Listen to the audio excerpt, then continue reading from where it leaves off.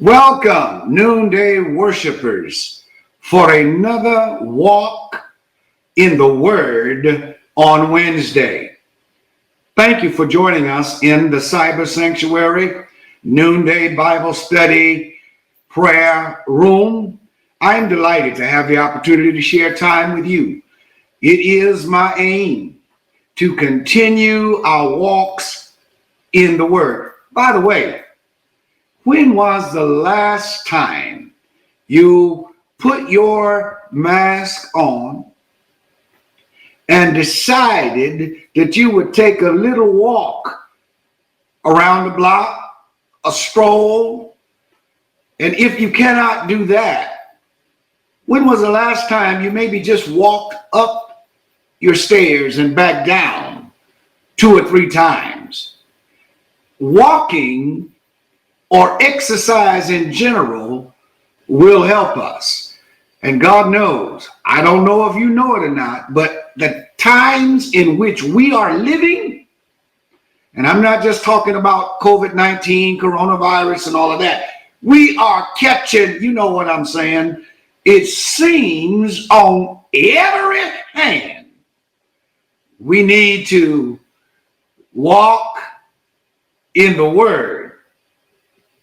And we need to be able to understand that while we are walking in the Word on Wednesdays, in fact, every day, we are not walking alone. I want to share with you out of the Word of the Lord from a passage found in the 4th Psalm, Psalm 4. I'm going to read it first and foremost in the King James Version, and I will then later cite out of a more modern translation, or perhaps more contemporary language is a way to say it, and that would be the English Standard Version that I'll make reference to. But for now, come please to King James, Psalm 4, beginning at the first stanza. Hear me when I call, O God, of my righteousness. Thou hast enlarged me when I was in distress. Have mercy upon me and hear my prayer. O ye sons of men, how long will you turn my glory into shame? How long will you love vanity and seek after leasing? But know that the Lord hath set apart him that is godly for himself. The Lord will hear when I call unto him. Stand in awe and sin not.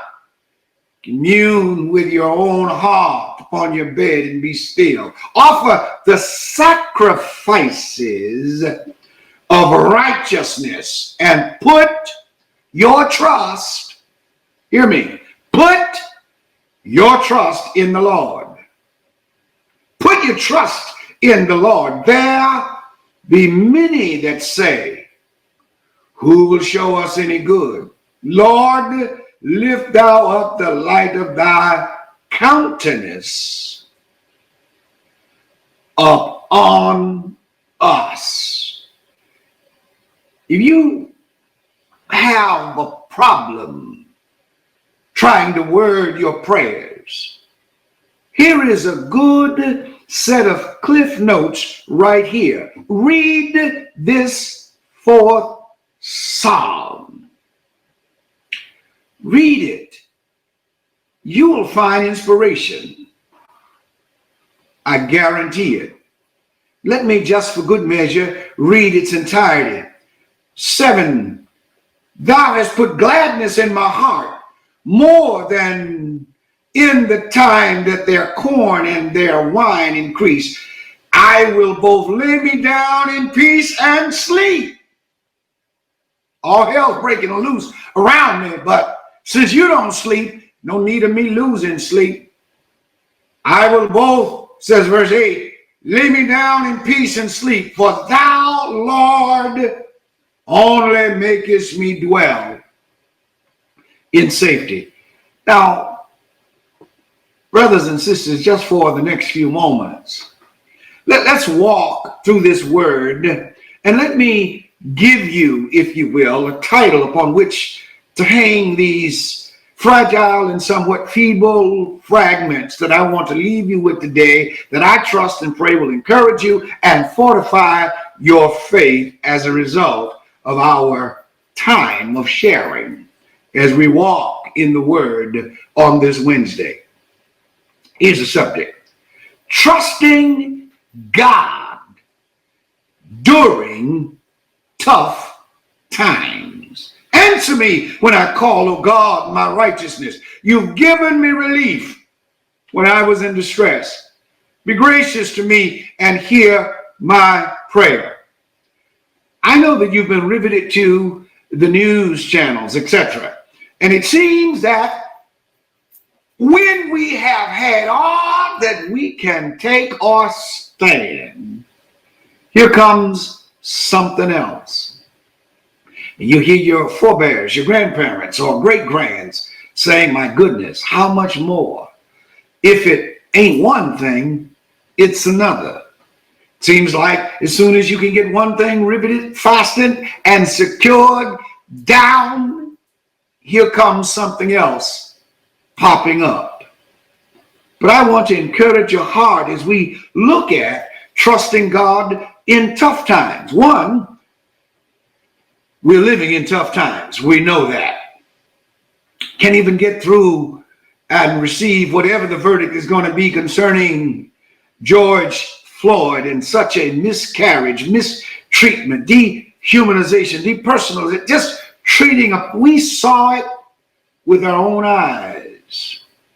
And now in the same state, 10 miles in another city, I don't have to give you the latest news. A 20-year-old, promising 20-year-old father, son, nephew, a 20-year-old. Whatever the situation, it's difficult to digest if you have any humanity in you. If your heart is not touched at the constant movement and march of death and murder of our young brothers in particular. And no, let me throw this in right now. I am not attacking anybody. This is not anti-policing. It's just anti-evil. It's anti-racist. It is against all of those things that can never view the dignity of people of color, black and brown in particular, but people all over this world, including white brothers and sisters. There is a tendency and movement by many to close their eyes to common decency, recognition of the spark of deity, divinity, God, that's in all of us. We seem to use pet phrases and pet names to make it easier to somehow try to avoid what's right by treating people wrong in the first place. Here in the state in which I now live, it's not my native state. In fact, the little community and county where I live, after having been here a number of years, I still realize that some will never see me as an insider. I'll always be an outsider. Well, as bad as that is, that's not nearly as bad as having served in the armed forces. Myself and all three of my sons, one now on active duty, to witness another young officer. Oh my God. Literally the same rank of my goddaughter, closest I've ever had to a real daughter since she was a toddler, give the ultimate sacrifice for the nation. Here is another young officer, pepper sprayed. Traffic stop, they say. harassment. Yeah. And then there are those of you who are saying, but you know, it's bad, Pastor, when people are murdered. I understand that, but God knows everything, and you can't leave unless it's God's time. There are many people who preach, and I'm not questioning their right to preach or their belief in their calling. But I do not mind, and I will not sidestep the controversy. I agree with the niece of Dante, who basically says, God's time? This was not God's time. Now, this man, a baby himself, has a child that does not have a father. Behind a quote-unquote so-called mistake. All I'm really saying is, how much tougher can the times get? My God, do you know, have you stopped to think of how many black people have been lynched, beaten, mistreated? That is not to try to paint a sainthood picture on black men in general or people of color in particular, or anybody for that matter. Evil comes in all shades, shapes, sizes, races, etc. But it is to suggest there's something wrong with the only sin you see. The only thing that is unjust that you can take into account is the color of my skin. My God, this didn't just start with cameras being attached. Who knows the numbers? We'll never record it because there were no cameras to capture the videography behind what actually took place. Here the psalmist reminds us that as bad as things are, we yet must trust God during tough times. What was it that David in this psalm saw? Verse 1 through 3, he talks about God first, the declaration, God is my righteousness, not my own righteousness. And of course, you know the story of David. So I don't have to remind you, but his appeal was not to his own righteousness. We are not appealing to our own righteousness. We are appealing to the righteousness that's our God-given rights. And in this world, this is God's world. How is it that certain people seem to think that right and righteousness pertains only to them, and others there is none? David declares, God, you've given me relief from distress. And in giving me relief from distress, that's what I need now. Hear him cry out in prayer, be gracious to me. Hear my prayer. Any questions? As we often do in the black church, you know, we will preach in our prayers. We will pray in our preaching. We'll preach in our testimonies. We will pray in our testimonies. We'll tell folk off in our testimonies. You got the point. But here's the issue. At least there is a determination to talk to a God that's able not only to hear us, but in the language of our forebears, will answer by and by, and we cling to that. We hold to that. Know that the Lord has set apart. Here's his declaration. David saw and wanted, and I am declaring it, and want everybody to know that God indeed has set apart the godly for himself. David saw it. Can we see it? It's difficult to see, Reverend. What makes it so difficult to see is what you just said in the first 5 minutes of this presentation. All of the stuff that's going on. How do we see it?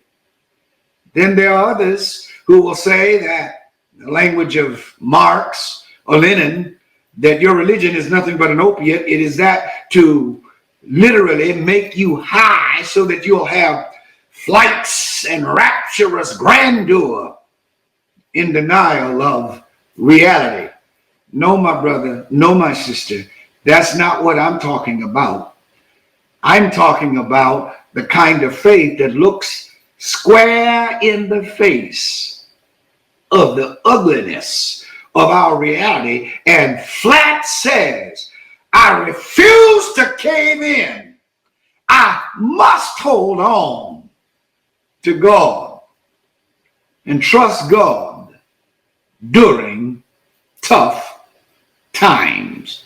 So David suggests in the 4th, be angry. Anger is a part of, and you might not have noticed it, but I'm mad. I'm mad. Yes. I'm angry. Yes. I don't know if it's PTSD flaring up, but I'm upset. I think the real problem is that so many of us who are quote unquote saved, sanctified, filled with the Holy Ghost, that with a mighty burning fire, we're not angry. We're not angry enough to have our righteous indignation stirred. We keep on accepting the status quo. We run out commentaries even against those young people in particular who said, I'm tired and what you took, I ain't going to take. No. I think that we need to, while we are praying, take up a position to support them. If our legs are too weak to march, support them. If we are too tied up and preoccupied with our jobs, support them. If we cannot be a part of a movement that seeks right and righteousness, then fold up your tent. Take down the sign. But we must not say we are trying to be like Jesus. Because if we're trying to be like Jesus, then we have to take a position, a stance against evil. Amen. Amen. Let me see if I can hasten. So David suggests be angry, but don't sin. There is a way to harness your anger. What concerns me is that many of our people have not yet learned how to harness their anger. Don't sin. Looting and violence? No. Let's make sure that no matter how many times that Jim Crow 2.0 seeks to redraw the lines, redistricting, can't say the word, drawing new lines around the district, redlining, if you will, gerrymandering. You understand what I'm saying? Let's be angry enough to make sure that we can join the march and sing the song of antiquity. I ain't gonna let nobody turn me around. Keep on marching. March to the ballot box. It's not just enough to vote for the leadership in the highest office, but all along the way, it is time for us to ensure that we are doing our civic duty. You ought to even be concerned with who you put in to be the chief dog catcher. Make sure you have something to say about whomever is the chief bottle. Well, I don't care what the position. If we're going to trust God during tough times, let us heed what this word says. We be angry, but don't sin. Ponder in your own hearts. You're lying upon your beds at night. Think. Use that big brain. Offer the right sacrifices to God.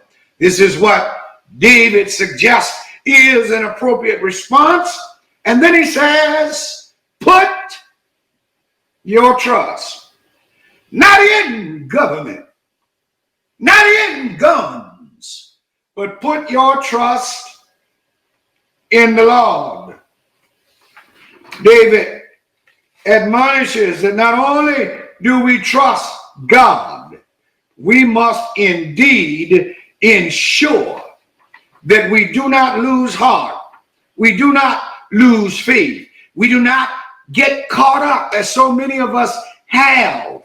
Take a look at the great migration in this country. Take a look when poor people in quest for a better life moved to other places, moved off of the farms, said, look, Uncle Jim, I want no part of being a sharecropper. I'm going to find a job in the steel mills, leaving Texas, Arkansas, Georgia, the various places, headed all the way, dealing with, which is not something that we like, the cold and the chill and the snow of Buffalo, New York, to work in steel industries and other places that were hiring, all in quest for a better life. When they left, they did not just leave. They took their faith in God with them.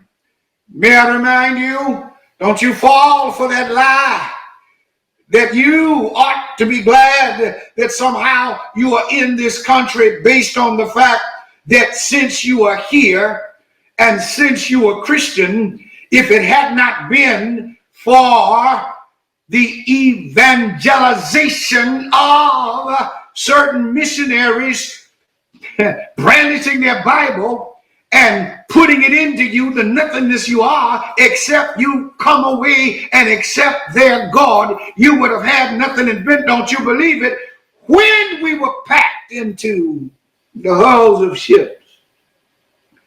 God consciousness came with us. And for those of us fortunate enough that our ancestors not have their bones bleached, the bottom basins of yonder's oceans, that we landed here, we still had God consciousness. Oh my God. Maybe in not knowing the King's English, it's difficult to articulate. So I ask you, your God conscious and your God consciousness, have you not a history, a track record of a God who has brought you through tough times? God who shed his grace on you? God, trust in him who will not leave you, whatever changes that come your way. God will take care of us. Let us trust God during tough times. David saw the conditions. David suggested that our anger is all right, but don't resort to sin. David further said, do not make the mistake that I think perhaps many of us, I'm concerned about, and you are too, more so than COVID-19. Many of us are suffering from the virus of affluenza. I'm coining a word. I can do that, Affluence. Too much. Don't you trade the material wealth of the world. It's all right. God seeks to prosper you. That I can agree. But do not make prosperity your only aim, your only hope, your only dream.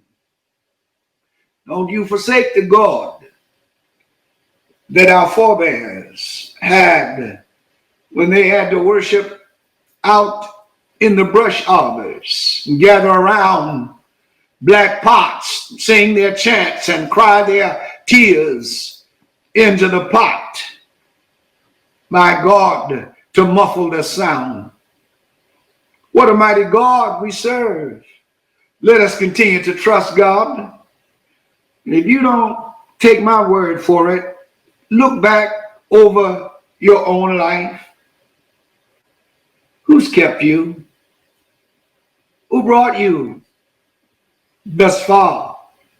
Are you where you are because you've earned the rights and privileges and you deserve it?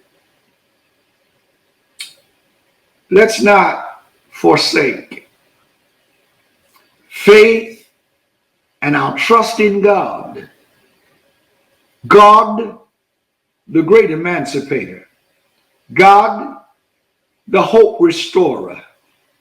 God, the strength provider. God, our anchor in time of storm, to keep us from being adrift.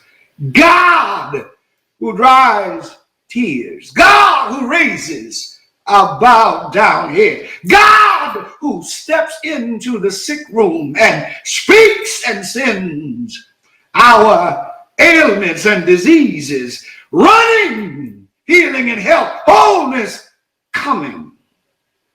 And for God's sake, I plead with you, do not give up on our babies. Do not act as though when we are gone, God is gone. No, no. We must take the position that in spite of things and stuff, we do not trust in riches. We do not trust in military muscle and might, though it has its place, particularly in the face of aggression. But we must not also take wholesale hype. It's just holy common sense that if you are on this planet, no matter where you've come from, if you are human, we must learn the secret of affirming every person, the level of their humanity. We need to talk and speak inconvenient truths. And those of us who are in positions of influence, perhaps we need to revisit 3 important words. I don't know. And in some cases, add the 4th word. I don't know why. But back it up quick and say, though I am ravaged, I'm slain, I'm hurt, yet will I trust God. God bless you. Thank you for a short walk in the Word this Wednesday.